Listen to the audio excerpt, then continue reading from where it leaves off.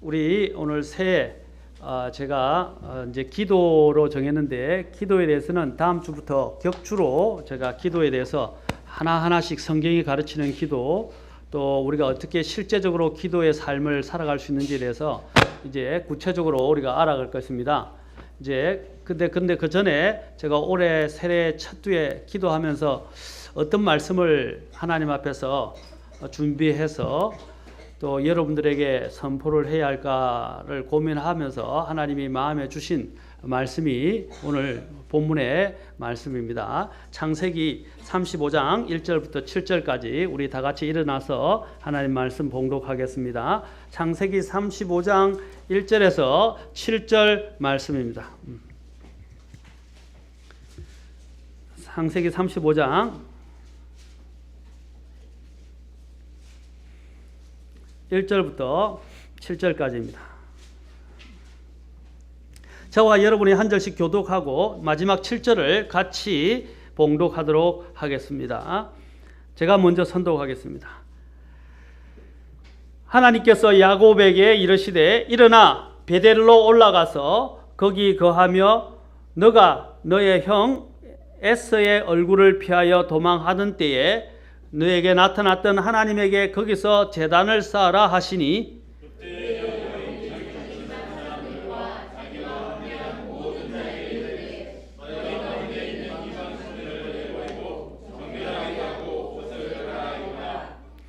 우리가 일어나 베델로 올라가자 나의 고난의 날에 내게 응답하시고 내가 가던 길에서 나와 함께 하신 하나님께 내가 거기서 제단을 쌓으려 하노라 하매,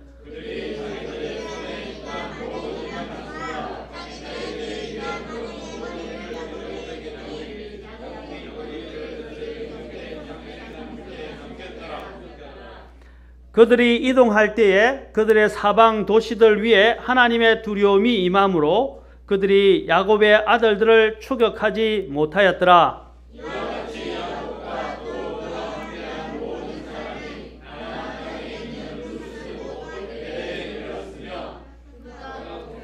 같이 읽겠습니다. 그가 거기서 제단을 쌓고 그것을 엘베델이라 불렀으니 이는 그가 자기 형의 얼굴을 피하여 도망할 때에 하나님께서 거기서 그에게 나타나셨기 때문이더라. 기도하겠습니다. 하나님, 귀한 하나님의 말씀 우리에게 주셔서 감사합니다. 주님, 오늘도 이 2014년 새로운 해를 맞이하면서 하나님의 이 말씀을 기억하고 또 말씀에 따라서 우리가 모든 것들을 뒤로 청산하고 하나님 앞에 이룰 수 있도록 도와주시옵소서. 주님께 이 시간을 온전히 의탁합니다. 하나님, 성령께서 주관하시고 꼭 필요한 대로 우리의 마음속에 말씀해 주시옵소서. 이 모든 것들을 주님께 의탁하며 거룩하신 우리 주 예수님의 귀한 존함을 받들어 기도합나이다. 아멘. 앉으시겠습니다. 저는 오늘 이 본문의 말씀을 가지고 좀 어려운 내용이지만 제가 설명을 해드릴 것입니다. 세겜을 청산하고 베델로 올라가라 라는 것입니다. 자, 세겜을 청산하고 베델로 올라가라. 자, 여기서 우리는 먼저 무엇보다도 영적 잠에서 깨어나야 합니다. 그리고 정신을 차려야 합니다. 한자 성어 중에 시간의 짧음을 일촌광음 또는 촌음이라는 말로 이야기합니다. 벌써 2014년 갑오년이 시작되었고 또한 5일이 지나서 1월 첫째 주일이 되었습니다. 사람마다 느끼는 것도 다양할 것이고 또 생각하는 것도 많은 차이가 있으리라고 봅니다. 저도 만감이 교차하고 작심삼일이 되지 않도록 하려고 하나님의 은혜와 권능을 구하고 마음을 지키고 부지런히 하나님을 섬기려고 또 섬기며 최선을 다하려고 노력합니다.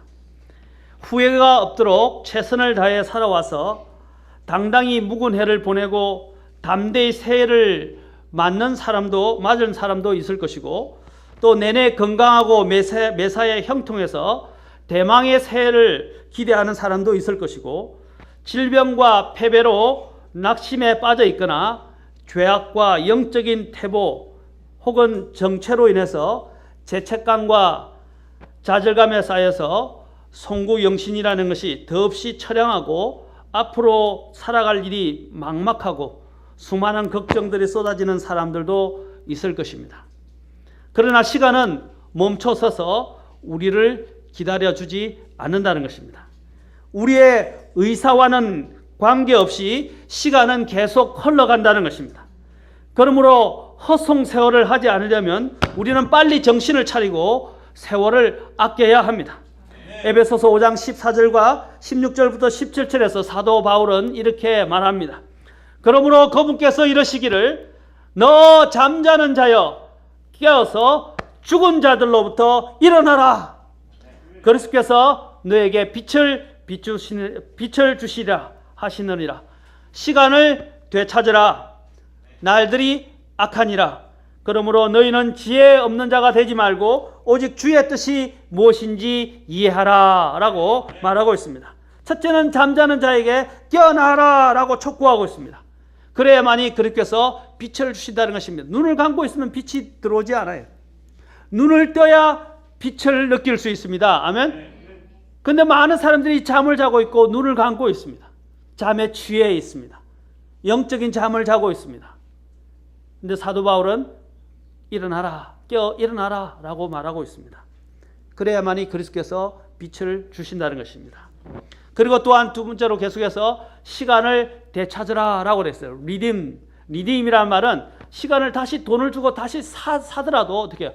되찾으라 이 말입니다. 이 말은 우리가 쉽게 얘기하면 시간을 아끼라 이 말입니다. 시간을 되찾는다는 말이 뭐예요? 시간은 사실 되돌릴 수 없어요. 그럼 되찾는다는 말이 뭡니까? 남아있는 시간들을 어떻게 해요? 잘 활용해야 된다 이 말입니다.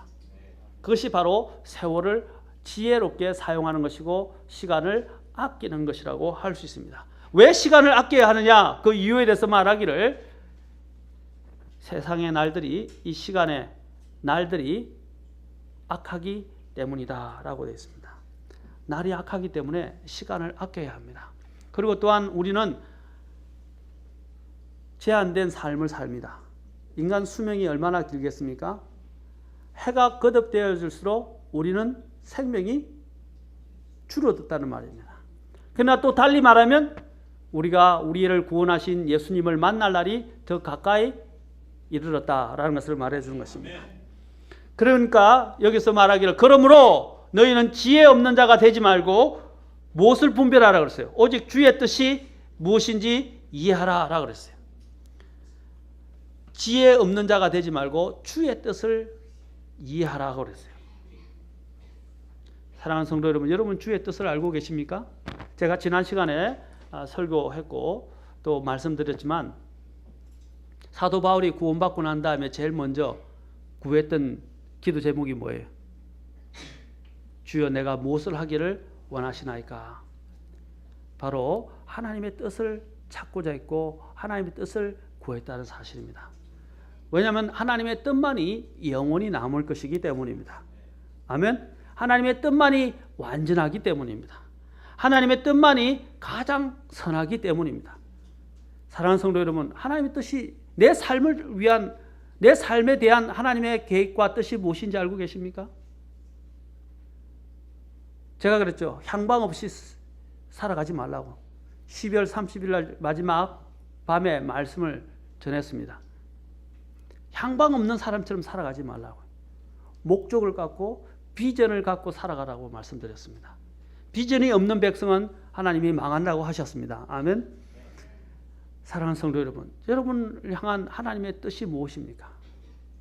그리고 우리 교회를 향한 하나님의 뜻은 무엇입니까? 목표를 갖고 계십니까? 목적이 있으십니까? 내가 만든 인간적인 계획과 목표가 아니라 하나님께서 나를 통해서 원하시는 그 뜻과 계획이 무엇인지를 발견해야 한다는 것입니다. 그래야만이 우리는 주님의 뜻을 이해하고 그게 맞춰서 우리의 삶의 행보를 바꾸어 나갈 수 있게 됩니다. 우리가 영적인 잠에서 깨어나 정신을 차리고 세월을 아껴야 하는 이유는 날들이 악하기 때문입니다. 그리고 과거에 매여서 좌초하지 말고 내 현재의 삶에 주의 뜻이 무엇인지 이해하고 그 뜻을 쫓아 순종하며 전진해야 합니다.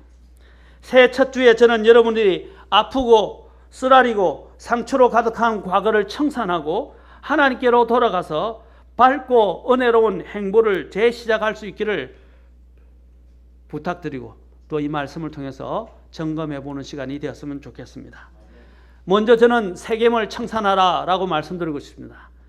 세겜을 청산하라. 그러면 세겜이 뭔지 알아야 되겠죠? 제가 설명을 해드리겠습니다. 오늘 본문의 말씀을 보면 야곱이 형과 아버지를 속이고 형이 받을 축복을 가로채고서 형인 에서의 분노를 피하여 단신으로 외삼촌의 집 라반에게 피난을 간 지 20년 만에 고향으로 돌아오는 길에 있었던 것입니다. 야곱은 하란 땅 외삼촌 라반의 집에서 20년 동안 일하여 얻은 4명의 아내와 11명의 아들과 딸 하나와 또 수많은 재산을 이끌고 돌아가다가 하나님의 약속을 잊어버리고 세겜이라는 도시 근처에 자기를 위하여 장막을 세우게 되는 것을 우리는 창세기 앞에 있는 33장 17절에서 보게 됩니다. 여기 보면 보십시오. 33장 16절과 17절에 이처럼 그날 에스는 자기 길로 세일로 들어갔고, 자 여기서 중요한 것은 대비가 될 것이 어떤 것이냐. 16절에 보면 에스는 뭐라 그랬어요? 자기가 원래 있던 자기 길이었던 세일로 돌아갔습니다. 에스와 야곱의 차이는 뭐예요? 에스는 육신적인 사람의 대표적인 사람입니다. 근데 야곱은 물론 육신적인 구원받지 않은 사람들의 대표적인 사람입니다. 그러나 야곱은 구원받은 사람입니다. 그러면 야곱이 구원받았는데 야곱의 문제는 무엇이냐면 육신적인 삶을 살았다는 것입니다. 그러나 육신적인 삶을 살았지만 그러나 그는 하나님을 적어도 알고 있었고 하나님을 만났던 사람입니다. 자 여기서 잘 알아야겠어요. 에스는 어떻게 했다고 그랬어요? 자기의 길이었던 세일로 돌아갔어요. 그러면 야곱이 자기의 길인 어디로 돌아가야 됩니까? 원래는 베델로 돌아가야 돼. 그런데 그는 베델로 돌아가지 않고 어떻게 됐습니까? 세겜으로 돌아갔어요. 그는 이제 고향에 가고 싶고 에서 형을 이제 만나게 됐을 때 이 에서 형이 자기를 만나면 자기가 그 에서 형의 축복을 빼앗아 가버렸기 때문에 에서를 다시 만나게 되면 자기를 용서할 것인가? 아니면 자기를 또한 용서하지 않고 죽여버릴 것인가? 하는 이런 기로에 서 있었고 굉장히 초조하고 불안한 가운데 있었습니다.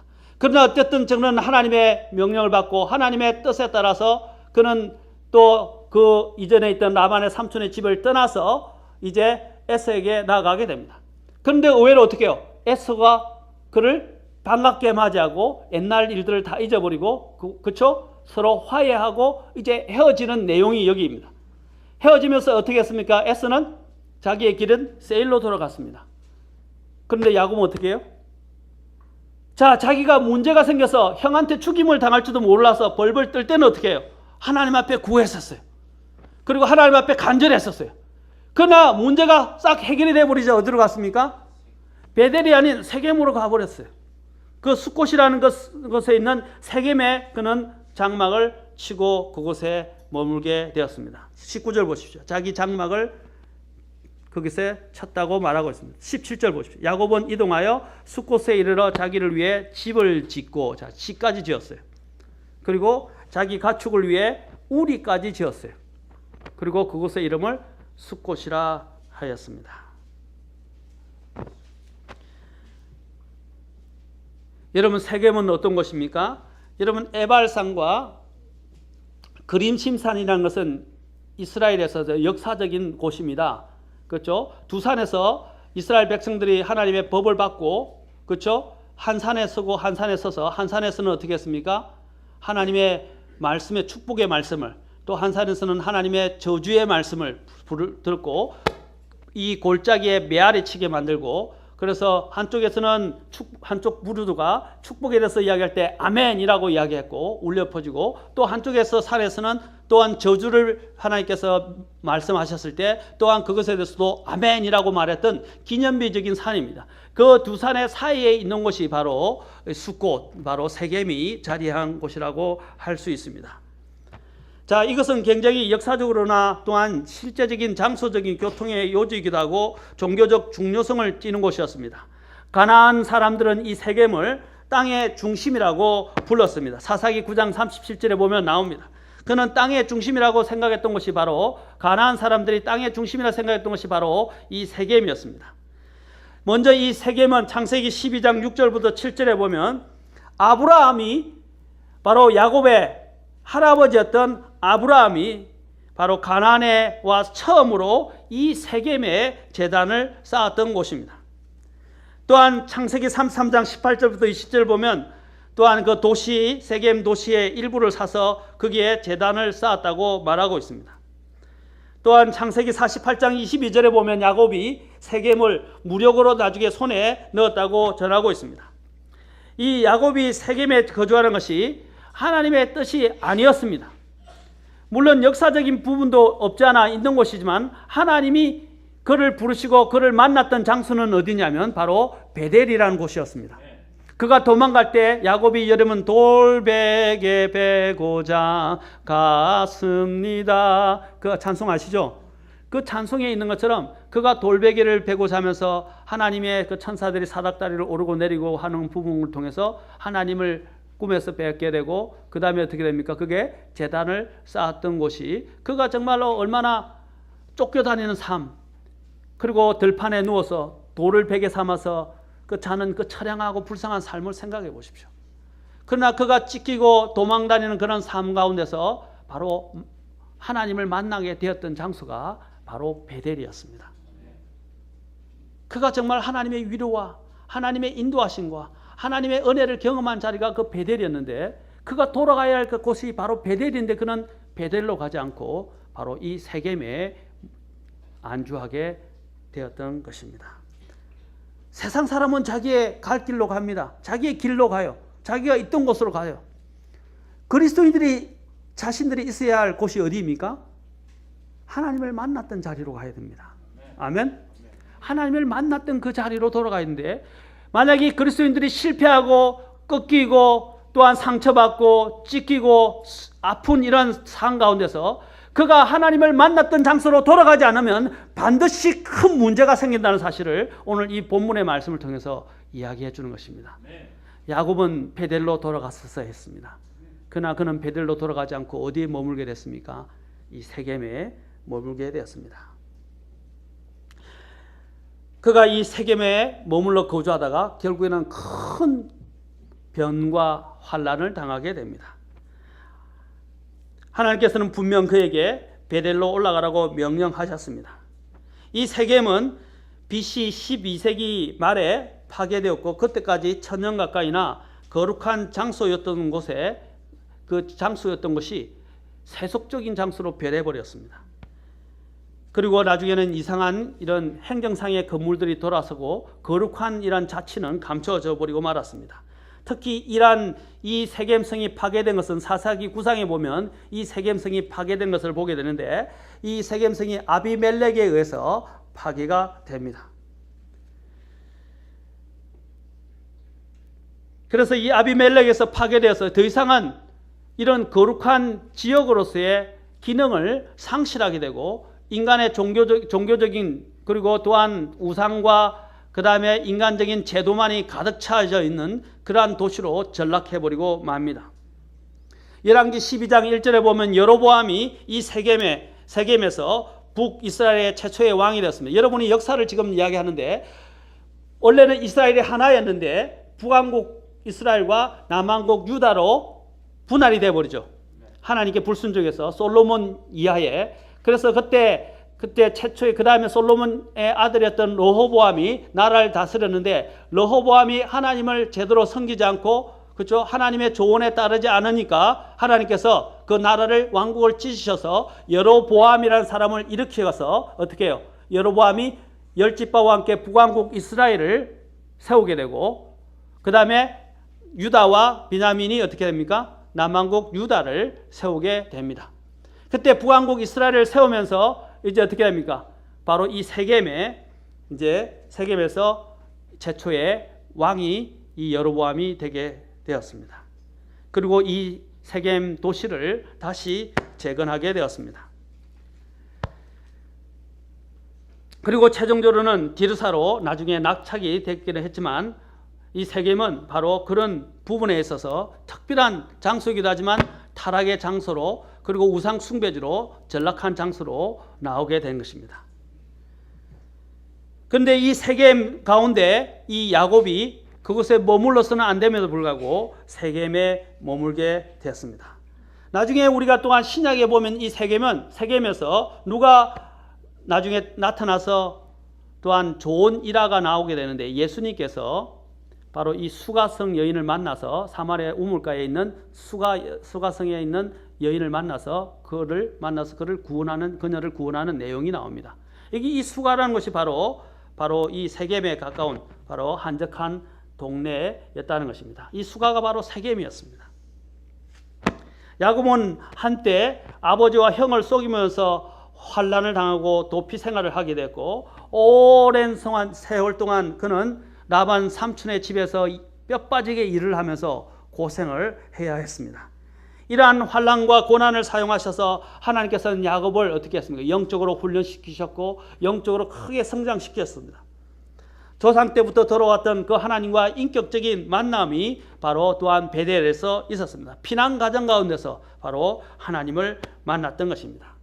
그래서 피난하면서 그 만났던 하나님, 또한 하나님께서 그와 함께 하시라는 약속을 부여받았고 또한 조상들에게 주어졌던 아브라함에게 주어졌던 하나님의 그런 놀라운 약속들과 상속에 대한 약속들을 또한 부여받았습니다. 그는 그래서 그때 하나님 앞에 제단을 쌓고 하나님을 믿고 하나님 앞에 어떻게 했습니까? 서원까지 했어요. 서원을 했습니다. 그리고 외삼촌 집으로 갔던 것입니다. 외삼촌 집에서 20년 동안 하나님의 도우심으로 그는 많은 것을 이제 얻게 되고 그는 무일푼이었지만 어떻게 아내도 얻게 되고 수많은 가축들도 얻게 되고 그래서 그 라반의 삼촌 집을 떠날 수 있게 되었습니다. 아멘. 이것이 하나님의 은혜였어요. 야곱이 자신의 꾀로 살았고 자신의 삶으로 살았지만 그는 하나님을 만났던 사람이었고 하나님 앞에서 구원받은 사람으로서 하나님은 그에게 그래도 계속적인 은혜를 부어주셨습니다. 아멘.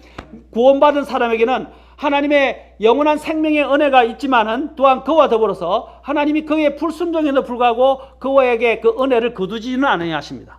아멘. 구원받은 사람들은 어쨌든 간에 그는 하나님께서 보장하신 영원한 생명을 얻게 됩니다. 그러나 구원받은 사람이 영원한 생명을 보장받지만 구원받은 사람이 육신적인 삶 가운데서 계속 머물러 있고 하나님의 뜻을 쫓아가지 않게 될 때는 어떻게 됩니까? 많은 어려움을 겪게 될 것이고 영적인 또한 축복을 하나님께서 빼앗아가 버리신다는 것입니다. 오늘 바로 우리는 야곱의 삶을 통해서 야곱은 바로 육신적인 사람의 모든 모양을 잘 보여주는 대표적인 인물입니다. 육신적인 그리스도의 삶에 대해서 야곱은 자기 꾀로 살았어요. 라반의 삼촌 집에서 일할 때도 자기 꾀로 일해서 그 가축수를 늘려갔던 것입니다. 그렇지 않습니까? 그래서 그는 꾀가 너무 많은 사람들이었어요. 오늘날 보면 특히 미국 사람들이 보면 한국 사람들이 꾀가 너무 많다고 그래요. 미국 사람들은 참 융통성이 없어요. 단순해요. 그래서 어디를 가나 법을 지키려고 애를 써요. 물론 다 그런 건 아니지만 보통 사람들이 그래요. 법을 지키려고 그래요. 줄을 서도요. 뭐 특별한 게 없어요. 딱 행정을 처리해도 그대로 그냥 융통성 없이 그냥 그대로 고지고대로 처리를 해요. 근데 한국 사람들은 어떻게 해요? 꾀를 부리죠. 그렇죠. 수단과 방법을 가려서 자기가 혜택을 더 많이 받으려고 많이 애쓰지 않습니까? 이 이스라엘에 있는 이런 모양들이 꼭 한국의 정서와도 많이 참 동질감을 느낍니다. 이스라엘의 전통 민요를 보면 우리나라 전통 민요들하고 비슷해요. 음악의 패턴 내용을 보면 그렇죠. 거기도 단조가 많아요. 우리도 단조가 많아요. 거기도 애환이 많아요. 우리도 애환이 많아요. 이스라엘은 늘 침공을 당했잖아요. 그렇죠? 우리와 같아요. 우리도 늘 침공을 당하면서 살았던 민족입니다. 그래서 서러움을 알아요. 거기도 애환과 서러움을 아는 곳입니다. 그리고 이스라엘 정서들은 우리하고 비슷한데 어쨌든 그들은 이 이스라엘 사람들은 여러 가지 이러한 상황에서 살아남는 방법들을 많이 배웠기 때문에 꾀가 많아요. 그러나 하나님께서는 그들이 꾀를 버리고 똑똑하지만 하나님을 신뢰하면서 살기를 원하셨어요. 하나님은 가장 약소하고 가장 세상에서 꾀가 많은 족속들이었지만 민족들이었지만 하나님이 그들을 부르시고 은혜로 부르시고 택하셔서 그들을 통해서 제사장 나라로 삼고 왕국으로 민족으로 삼고자 하셨어요. 그러나 사실 그것이 그들의 불순종으로 인해서 해결되지 못했습니다. 그러나 하나님의 열심히 반드시 그것을 나중에는 결국 이루실 것입니다. 아멘. 하나님은 끝까지 오래 참으셔서 그 모든 것들을 이루시는 분이십니다. 어쨌든 이런 야곱의 남아있는 문제가 무엇이었습니까? 그는 바로 하나님이 주시는 많은 이런 재물과 또 아내들과 많은 재산을 얻는 이런 은혜를 체험했음에도 불구하고 그는 또한 약복강에서 하나님과 씨름하여 싸워서 하나님을 이기고 하나님으로부터 이스라엘이라는 이름을 부여받게 되고 그리고 또한 어떻게 합니까? 하나님의 또한 약속들을 가지고 그와 함께 하겠다는 약속들을 가지고 이제 나오게 되었습니다. 그래서 모든 것들이 다 하나님의 앞에서 심지어는 어려웠던 일들까지도 하나님께 해결해 주시고 그에게 이제 축복의 길을 열어주셨는데 그가 그 축복을 잊어버리고 다시 세겜으로 가게 됩니다. 우리가 보통 옛날에 속담에 무슨 말이 있습니까? 화장실 들어갈 때 마음하고 화장실 나올 때 마음이 다르다 그러죠. 실제로 우리 인간들이 그래요. 급할 때는 하나님 하고 부르고 하나님 앞에 매달리고 하나님이 축복해 주시고 이 문제를 해결해 주시기를 원합니다. 그러나 하나님이 해결해 주고 난 뒤는 어떻게 됩니까? 하나님을 잊어버립니다. 그리고 하나님 앞에 약속한 것도 잊어버려요. 그래서 형편이 되면 좋아지면 하겠다고 이야기합니다. 언제 형편이 좋아지겠어요? 그는 서원까지 지키지 않고 하나님 앞에 약속했던 것들을 다 잊어버리고 하나님의 또한 축복한 은혜도 잊어버리고 그는 바로 세겜으로 가버렸던 것입니다. 그는 모든 문제가 해결됐을 때 당연히 어디로 가야 했습니까? 베델로 가야 했습니다. 33장 16절에 보면 아까 보았듯이 16절에서 그는 베델로 가야 했음에도 불구하고 17절에서 그는 세겜에 가서 정착하게 되었습니다.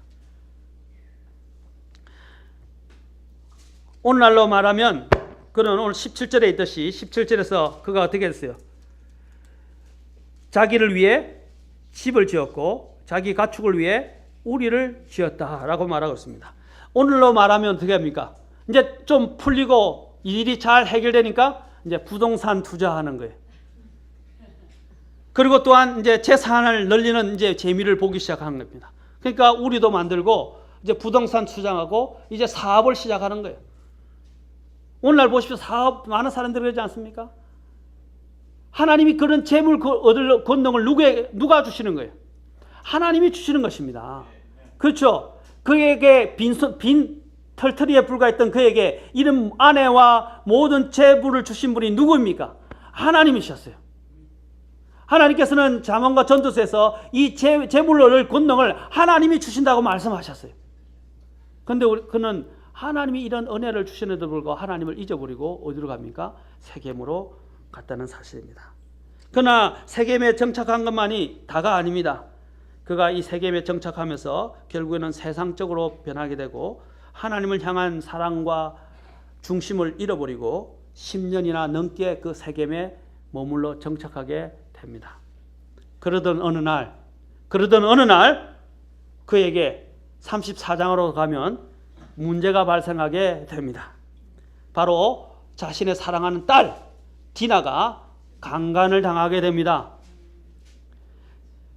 디나의 사건은 야곱에게 있어서 매우 부끄러운 사건이고 매우 아픈 사건이었습니다.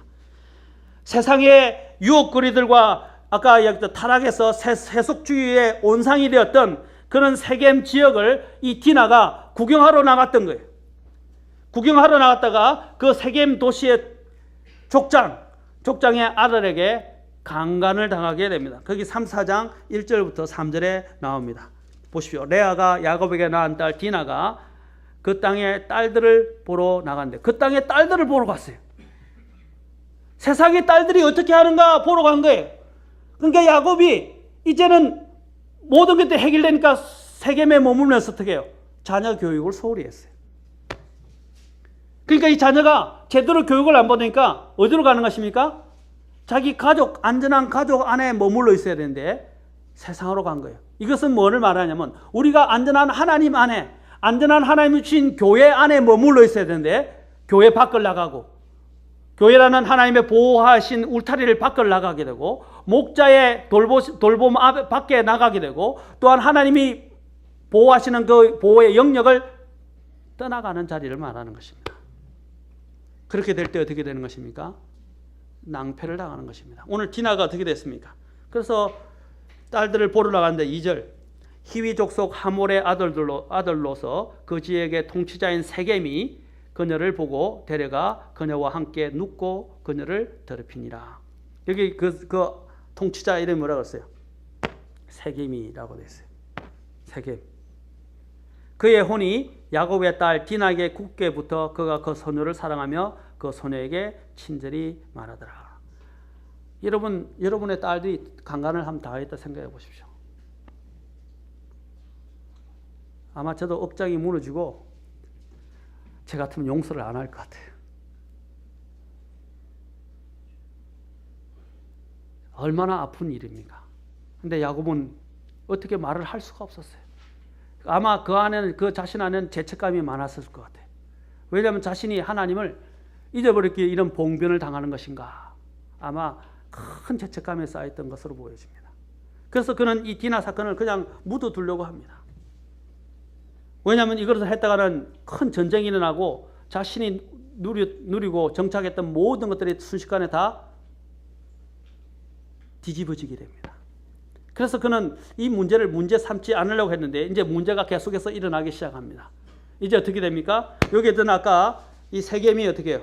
자기 아버지 하몰에게 말해서 그 소녀를 내 아내로 얻게 해달라고 구하고 난 다음에 이제 이스라엘 야곱의 그 아들들에게 와서 디나를 달라고 요구를 해요. 그러자 어떻게 합니까? 이제 이 야곱의 아들들이 꾀를 내어서 좋다. 너희들에게 이 디나를 줄 테니까, 너에게 디나를 줄 테니까 그 대신 어떻게 하라고 그럽니까? 할례를 받으라, 그렇게 합니다. 여러분, 어른 돼서 할례를 받으면 정말 아파요. 한 일주일 동안 꼼짝을 못 해요. 움직이지를 못하니까. 그렇죠?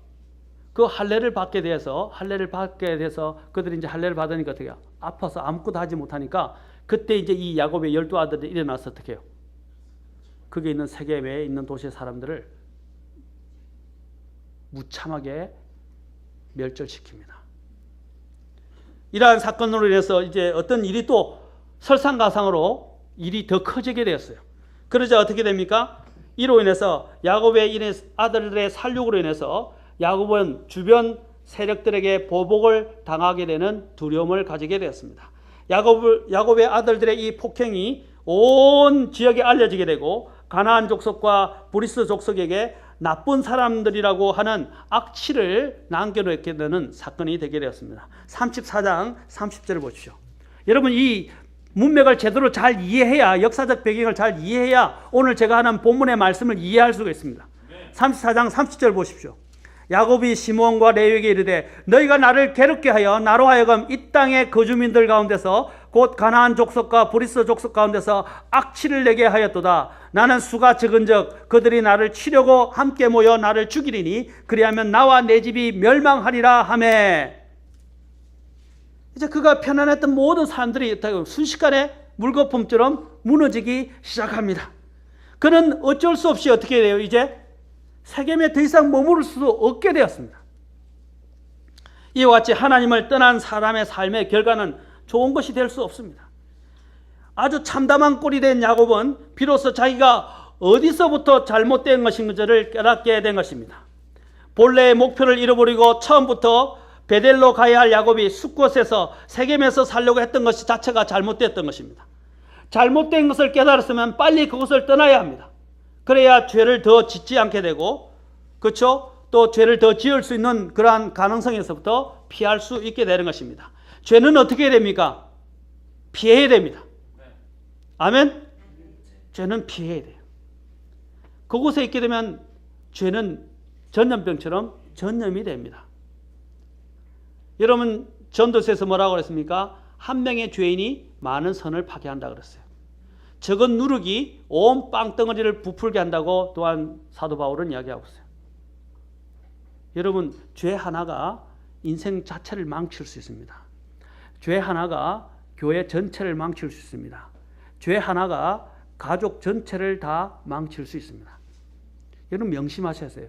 우리가 가볍게 여기는 그 죄가 틈새를 끼고 들어와서 그 사람을 유린하기 시작하면 그 삶, 인생 전체가 다 무너질 수 있다는 것입니다.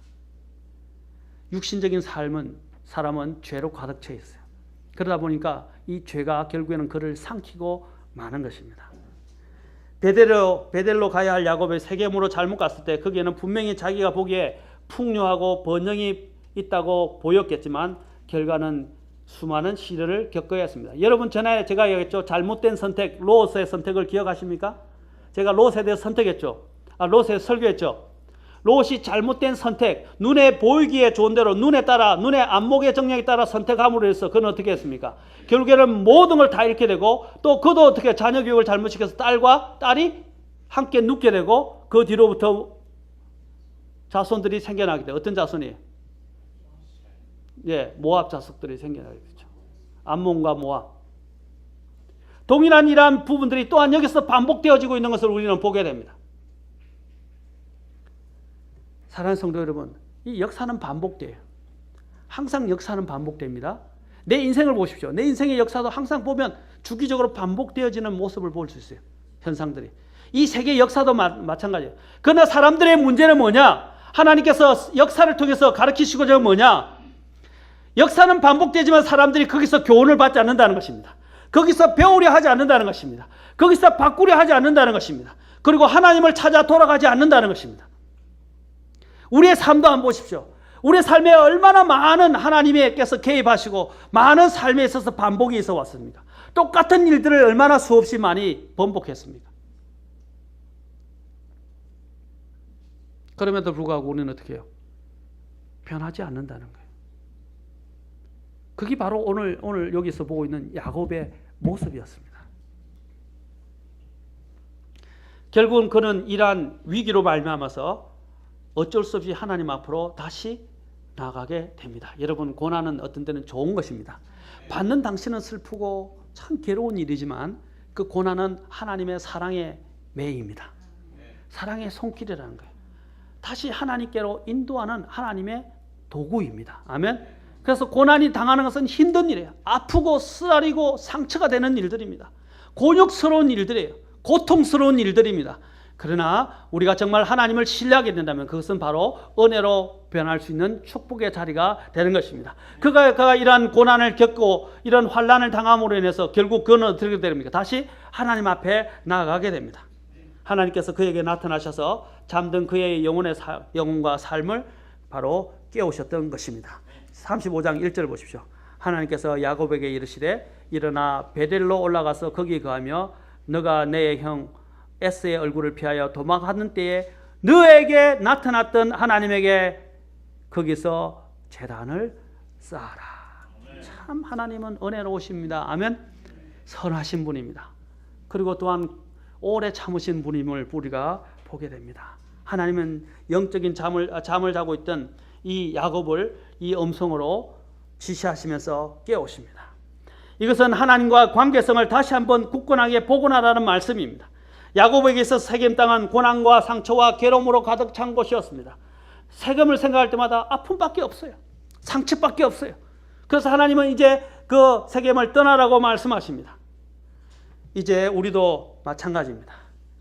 야곱은 20년 전 야곱이 단신으로 형을 피하여 하란으로 갔다가 광야에서 홀로 지친 몸을 돌베개를 베고 잘 때에 나타나셔서 그가 하란으로 가는 길을 인도하셨고 20년 동안 그와 동행해 주셨고 20년이 지나서 그의 아버지 집으로 돌아갈 때에 세겜 땅에 거하면서 또 공경에 처했을 때 또한 야곱에게 나타나셔서 야곱이 어떻게 해야 하는지를 지시해 주셨습니다. 이제 늦게라도 야곱은 베델로 가서 20년 전에 나타나셔서 오늘까지 함께해 주신 주 하나님께 단을 쌓겨놓으라고 결심을 하게 되었습니다. 20년이나 지났어요. 참 인간의 어리석음을 우리는 여기서 보게 됩니다. 사랑하는 성도 여러분, 오늘의 우리의 믿는 성도들도 야곱과 같이 하나님의 길을 버리고 세상으로 세겜 땅으로 잘못 갔다면, 지금까지 우리의 인생을 잘못 살았고 지금까지의 믿음 생활을 잘못하여 왔다면 회개하고 빨리 이방의 신을 버리고 자신을 거룩히 구별하여 전에 하나님을 만났고 자신이 제단을 쌓았으며 하나님의 인재가 있는 하나님의 집, 바로 베델로 가서 하나님께 제단을 쌓았고 하나님께 서원을 이행하는 믿음의 결단이 있어야 한다는 것입니다. 야곱은 또다시 인생의 막다른 골목을 만났습니다. 그는 인생의 막다른 골목을 만나야만 자신의 수단과 방법과 지혜를 버리고 두 손을 들고 하나님 앞에 나오게 됩니다. 그래서 저는 찬송을 좋아합니다. 어떤 사람들은 너무 슬프다고 안 하는데 저는 좋아요. 전부여 의지 없어서 손 들고 갑니다. 아시죠? 저는 그것을 볼 때마다 이 야곱을 생각해요. 모든 걸 잃고 나서야 그때 하나님을 생각해. 사람들이 축복이 많을 때는 하나님을 생각하지 않아요. 모든 게 풍부할 때는 하나님을 잊어버려. 이 모든 것을 주신 분이 누구입니까? 하나님입니다. 우리가 누리게 될 때도 어떻게 해요? 우리는 하나님께로 가야 됩니다. 그런데 우리는 누리게 될 때는 하나님을 잊어버리는 것이 우리의 문제라는 것입니다. 바로 야곱의 문제가 그것이었고 우리의 문제가 바로 그것이라는 것입니다. 지금도 늦지 않았습니다. 오늘 하나님이 오늘 이 말씀을 통해서 우리에게 야곱에게 동일하게 말씀하신 것처럼 오늘 우리에게 말씀하시는 줄 모릅니다. 베델로 올라가라. 이것이 오늘 우리에게 외치시는 하나님의 음성입니다. 우리가 이 베델로 가기 위해서 우리가 해야 할 일은 뭡니까? 36장으로 다시 가보십시오. 35장 36장에서 35장 35장에서 자 여기서 보면 하나님께서 야곱에게 이르시다 일어나 베델로 올라가서 거기 거하며 내가 내 형 에스의 얼굴을 피하여 도망하는 때 내게 나타났던 하나님에게서 거기서 제단을 쌓아라 하시니 자 이때 어떻게 합니까? 2절 그때 야곱이 자기 집안 사람들과 자기와 함께한 모든 자에게 이르되 너희 가운데 있는 뭘 하라고 첫 번째 이방신을 내버리라. 이방신 다시 말하면 우상 숭배. 두 번째는 어떻게 하라고 그랬어요? 정결하게 하라. 그렇죠? 그 다음에 세 번째는 어떻게 해요? 옷을 갈아입어라. 아멘? 자, 우리가 지난번에 옛날 스가랴서 4장에서 여호수아 모든 누더기 옷을 입고 있는 불에 탄 듯한 데서 나와서 더러운 옷을 입고 있는 여호수아의 옷을 갈아입히는 장면이 나옵니다. 제가 수요일 날 설교하면서 이야기했어요.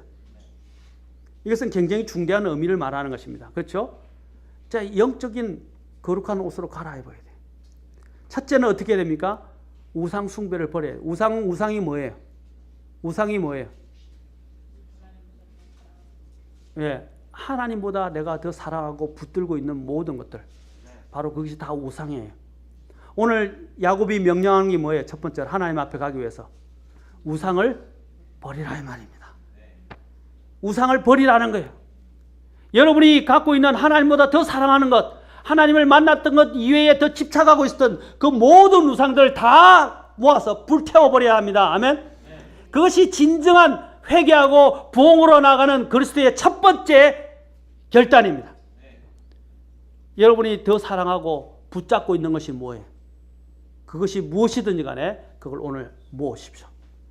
모으시기 바랍니다. 그 다음에 두 번째는 뭡니까? 나를 정결케 하십시오.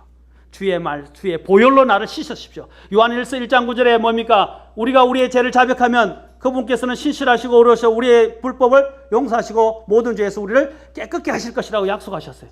하나님 우리의 죄를 자백하고 하나님의 주님의 보혈로 우리의 자신을 깨끗게 하십시오. 그리고 또한 하나님의 말씀으로 돌아가서 하나님의 말씀을 통해서 어떻게 합니까? 우리 자신들을 다시 깨끗게 씻어내야 합니다. 아멘.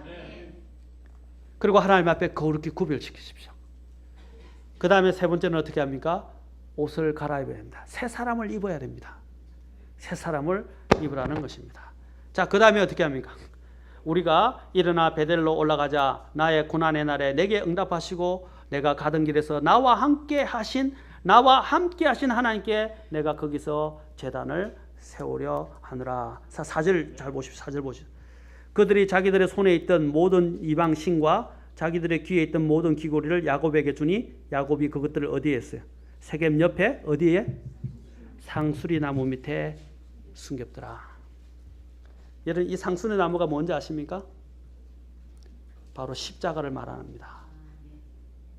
여러분이 하나님을 만났던 장소가 어디예요? 십자가입니다. 여기 있는 야곱이 자신의 아픈 과거들, 자신의 문제들, 자신의 수치와 자신의 죄악들, 자신들이 숨기던 모든 우상들을 다 어떻게 해요? 다 끌어모아서 어떻게 해요? 상수리 나무 밑에 숨겨 감췄다고 돼요. 우리의 모든 죄악들, 우리의 모든 상처들, 우리의 모든 과거의 아픈 것들 다 모아서 어디로 가져가야 됩니까? 하나님의 십자가 밑에 가져가시기 바랍니다. 아멘. 그것이 바로 은혜가 있는 곳이에요. 하나님이 나를 위해서 일하신 생명의 자리가 있는 곳이에요. 새 출발을 할 수 있는 새로운 인생의 생명을 주신 자리가 바로 그 십자가라는 자리입니다. 사랑하는 성도 여러분, 여러분의 아픔이 무엇이든지, 여러분의 부끄러움이 무엇이든지, 수치가 무엇이든지, 여러분의 고통이 무엇이든지 그 모든 것들을, 과거에 있는 아픔들을 다 싸매어서 십자가 앞에 가져가시기 바랍니다. 그것에는 치유하는 능력이 있습니다. 하나님의 큰 위로의 은혜가 있습니다. 용서의 은혜가 있는 자리입니다. 사랑하는 성도 여러분, 여러분의 과거에 어떤 일들이 있었든 간에 이제 이 새해에는 여러분의 과거에 있었던 모든 이방신과 죄악들과 아픈 상처들, 과거의 모든 부분들을 다 모아다가 십자가 앞에 내려놓으시고 거기서 묻어버리시기 바랍니다. 다시 말하면 과거를 청산하라 이 말입니다. 많은 사람들이 영적으로 전진하지 못하는 이유가 뭔지 아십니까? 과거에 매여 사요. 과거의 어떤 사건들과 아픈 사건들, 상처들이 그 사람의 발목을 잡고 있습니다. 여러분, 이 세겜이란 이름이 뭐냐면 목덜미라는 뜻입니다. 목덜미. 목덜미를 붙들면 뭐예요? 못 가는 거죠. 정체시킨다 이 말입니다. 우리의 발목과 우리의 목덜미를 쥐고 있는 것들이 바로 과거예요.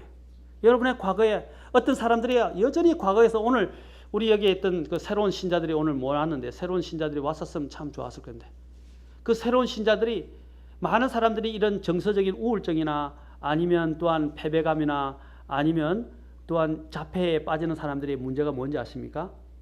여러 가지 정서적인 문제를 갖는 사람들의 가장 큰 문제는 과거에 겪었던 어떤 큰 사건으로 인해서 그의 정서가 큰 충격을 받게 되고 그의 감정이 상해버렸다는 사실입니다. 그것이 치유가 안 되는 거예요. 그래서 묻었긴 묻었는데 제대로 완전히 끝내지를 안 해, 제거를 안 하다 보니까 그것이 계속 살아나는 거예요. 그래서 어떻게 해요? 그것을 생각하게 되면 또 마음이 아프고 마음이 처지게 되고 그 안에서 눌러앉게 되고 마음이 우울해지는 거예요. 우울증이 어디서 오는지 아십니까?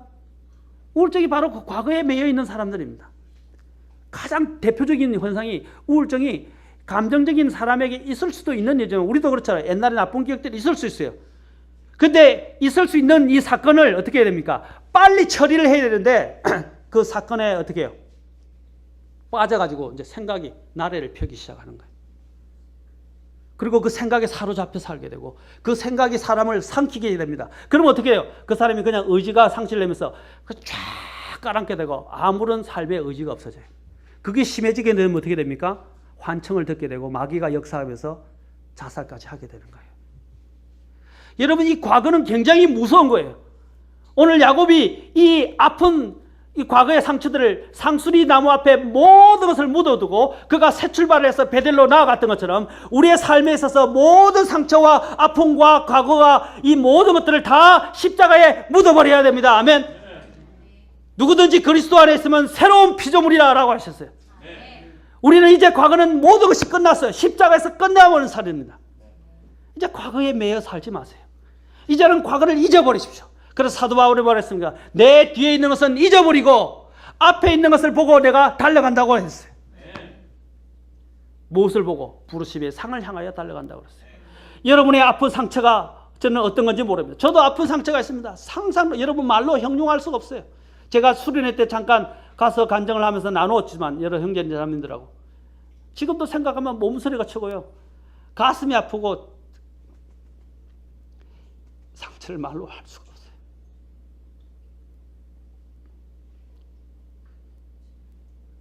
주님의 십자가가 아니었다면 제가 용서하지 못했을 거예요. 해결할 수가 없었어요. 죽고 싶었고 죽이고 싶었어요. 말로 형용할 수가 없어요. 반인륜적이고 폐륜적인 일들이 일어나고 가정에서 그것들을 직접 목격하면서 살았을 때 이 마음에 담겨있는 오랑과 분노의 감정은 말로 형용할 수가 없었어요. 인격적으로 얼마나 많이 유린당하고 얼마나 많이 어려냐. 예수님을 만나기 때문에 제 인생이 변화된 것입니다. 아니면 저의 삶은 염세주의자로 바뀌었을 거예요. 그리고 비관주의자로 바뀌었을 거예요. 그러나 주님을 만나서 저의 모든 죄를 알게 되고 저의 죄를 용서받게 되고 그런 과거와 저의 모든 죄로부터 자유하게 되었던 것입니다. 아멘. 십자가만이 은혜가 있는 것이고 여러분의 모든 문제를 해결해 줄 수 있어요. 여러분의 문제가 무엇인지 저는 모릅니다. 여러분의 아픈 과거 지금까지도 아직 놓지 못했던 것들이 있다면 오늘 다시 십자가로 갖고 와서 옛날에 여기 있던 이 야곱이 주님을 만났었던 사람입니다. 그러나 그것이 해결되지 못했었어요. 그 해결되지 못한 모든 어떠한 것이라도 가져와서 십자가에 묻으시기 바랍니다. 그리고 하나님이 부르시는 하나님을 만났던 장소인 바로 그 베델로 가시기 바랍니다. 그 베델에는 하나님의 은혜가 있는 것입니다. 자, 4절에 이렇게 하고 나니까 어떻게 해요? 5절 보십시오. 그들이 이동할 때에, 자, 어떤 일들이 이동할 때에 그들의 사방 도시들 위에 하나님의 뭐라고 그랬어요? 주변 많은 다른 사람들에게 그 야곱에게 하나님이 함께 하신다는 그런 놀라운 임재의 모습이 나타나서 어떻게 해요? 주변의 이방에 있는 사람들이 민족들이 다 두려워하게 됩니다. 아까 야곱이 어떻게 했어요? 자기가 두려워서 그 큰 민족들을 여러 민족들을 대항하여 이길 수가 없다고 생각했었어요. 그런데 그가 도망하는 길에 야곱 위에 하나님께서 함께 하심을 어떻게 했어요? 오히려 이방에 있는 민족들이 야곱을 두려워하게 됩니다. 아멘? 이 얼마나 놀라운 은혜입니까? 그래서 그들이 야곱의 아들들을 죽여가지 못하더라. 아멘? 과거가 그리고 주변에 있는 많은 이런 장애들이 그 야곱의 삶의 발목을 잡지 못한다는 것입니다. 아멘? 베델로 올라가기로 결단하십시오. 하나님을 만났던 곳, 하나님이 계셨던 곳, 내가 제단을 쌓았던 곳, 바로 그곳으로 이제 올라가기로 결단하시고 모든 과거를 청산하시고 하나님 앞에 나아가시기 바랍니다. 그러면 하나님의 영광이 여러분들 위에 있게 될 것이고 하나님의 큰 은혜가 있게 될 것이고 그로 말미암아서 주변에 있는 모든 사람들이 나와 함께 하시는 하나님을 보게 될 것입니다. 바로 지금이 그때입니다. 여러분의 문제가 뭐죠? 올해 한 해는 지금 2013년까지 있었던 모든 과거를 다 묻으십시오. 그리고 청산하십시오. 그리고 하나님을 만났던 장소로 가서 제단을 쌓고 하나님 앞에 서원했던 것들을 반드시 이루시기 바랍니다. 기도하시겠습니다.